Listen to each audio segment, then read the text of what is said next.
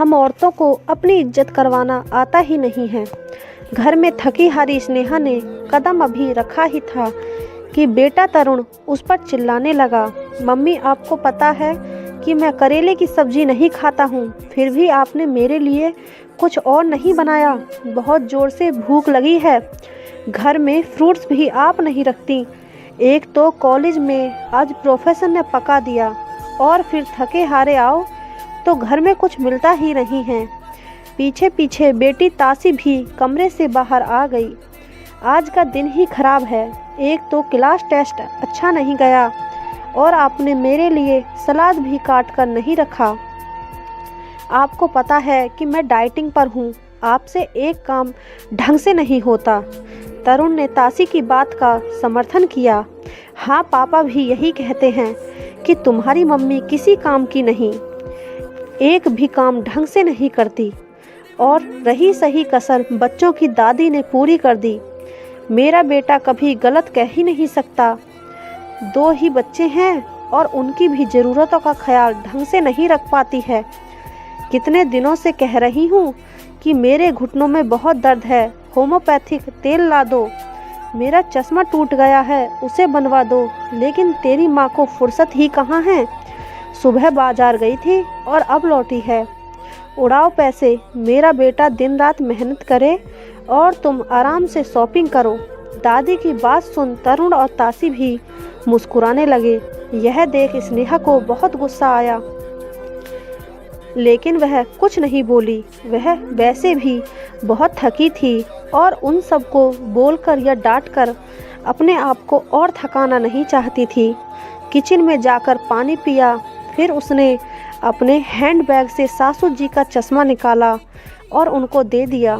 Shopping bag से homeopathic तेल निकालकर उनके सामने रख दिया। फ्रूट्स निकाले और धोकर फ्रूट्स बास्केट में रख दिए। बाजार से लाई हुई सब्जियां निकालकर बेटी के लिए सलाद काटकर उसे दे दिया और फिर कमरे में चली गई।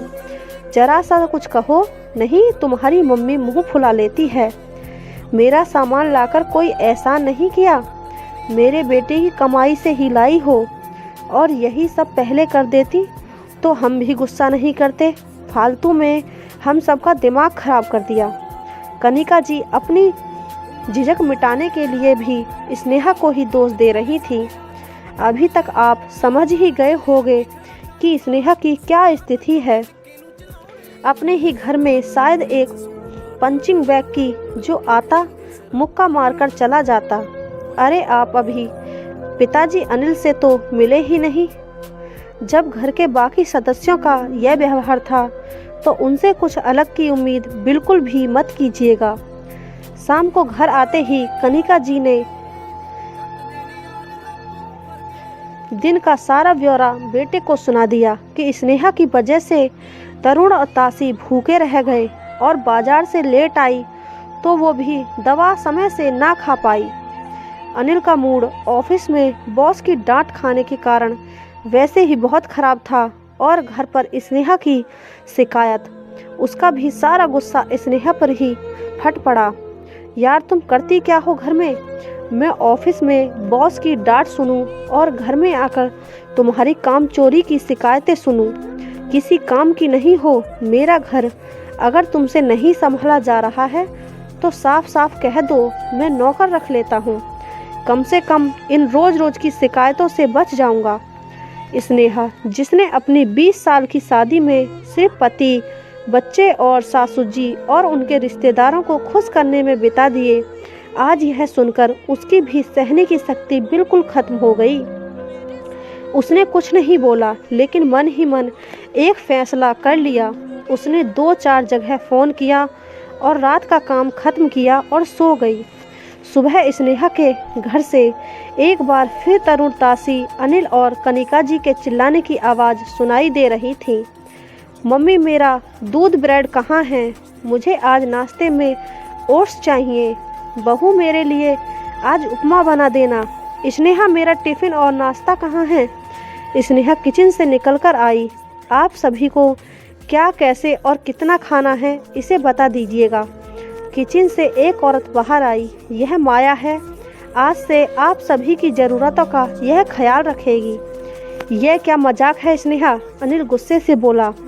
हमारे घर में आज तक कोई काम वाली नहीं रखी गई। तुम्हें तो सिर्फ मेरे बेटे की कमाई लुटाना आता है। यह घर का काम करेगी तो तुम क्या करोगी? कनिका जी भी तिल मिलाकर बोली। मम्मी जी, मैं वही करूँगी जो 20 सालों से आप लोगों की नज़रों में करती आई हूँ, आराम। और अनिल, आपने ही कल कहा था कि अगर मुझसे आपका घर नहीं संभाला जा रहा तो साफ साफ कह दूं आप नौकर रख लेंगे। तो आज मैं आपको और बाकी लोगों को साफ साफ बता रही हूँ कि अब मुझसे आपका घर नहीं संभाला जाएगा। आप सभी को तकलीफ़ ना हो इसलिए माया को काम पर रख दिया। अब आपको जो चाहिए, जितना चाहिए, सब माया को समझा दीजिएगा। स्नेहा, ये क्या नया नाटक शुरू कर दिया?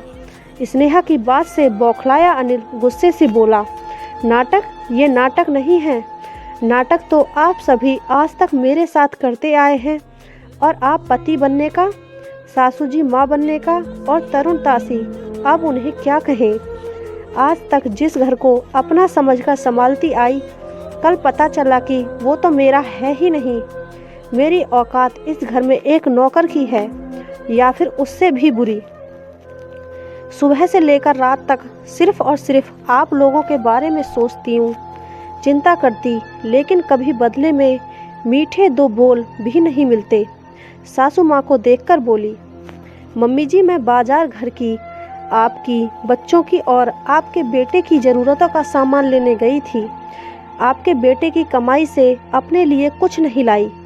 थकी हारी धूप में घर आई, किसी ने एक गिलास पानी भी नहीं पूछा। उल्टा शिकायतों का बैग लेकर सब शुरू हो गए मुझ पर चिल्लाने। तरुण के कॉलेज में कुछ गलत हुआ तो उसका गुस्सा मेरे ऊपर निकाल दिया। तासी का पेपर खराब हुआ तो उसने भी अपना गुस्सा मुझ पर निकाल दिया। अनिल को बॉस से डांट पड़ी तो उन्होंने भी उसका गुस्सा मुझ पर निकाल लिया। और मम्मी जी, इन्हें पता नहीं मुझसे कौन से जन्म की खुन्नस है। कभी आज तक प्यार के 2 मीठे बोल बोले ही नहीं। आप सभी ने मुझे पंचिंग बैग समझ लिया है, जिसका मन करता है आता है और अपनी भड़ास और चिड़चिड़ापन निकाल कर चला जाता है। हर बात पर मुझे छिड़क दिया जाता है। कभी भी आप लोगों ने मुझसे पूछा कि तुम्हें कोई तकलीफ़ है, तुम्हारी कोई चाहत है? इसमें आप लोगों की कोई गलती नहीं है। हम औरतों को अपनी इज्जत करवाना आता ही नहीं है। मम्मी जी, आपका बेटा अगर ऑफिस में मेहनत करता है तो मैं भी दिन रात घर में मेहनत करती हूँ।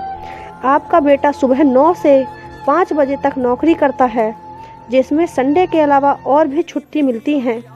लेकिन मैं 24 घंटे, और वह भी बिना छुट्टी लिए, आपके बेटे का घर संभालती हूँ। सबकी उनकी ज़रूरतों की हर चीज़ सही तरीके से मिल जाती है। फिर भी मुझे कहा जाता है कि मैं किसी काम की नहीं, और ना ही मैं ढंग से कोई काम करती हूँ। इसलिए मैं आज और अभी से आपके घर की जिम्मेदारी छोड़ रही हूँ। अपने कमरे में जाते हुए स्नेहा पलट कर बोलती है, अनिल, औरत सारी जिंदगी अपने वजूद को भुलाकर मकान को घर बनाने में लगा देती है, और बदले में सिर्फ यही चाहती है कि घर के सभी सदस्यों से सम्मान दे, उससे प्यार के 2 बोल बोले।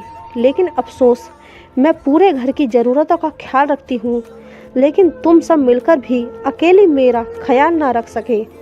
सभी की आंखें शर्म से झुक गईं। सच ही तो कहा था स्नेहा ने। सभी ने जाने अनजाने उसे पंचिंग बैग समझ लिया था।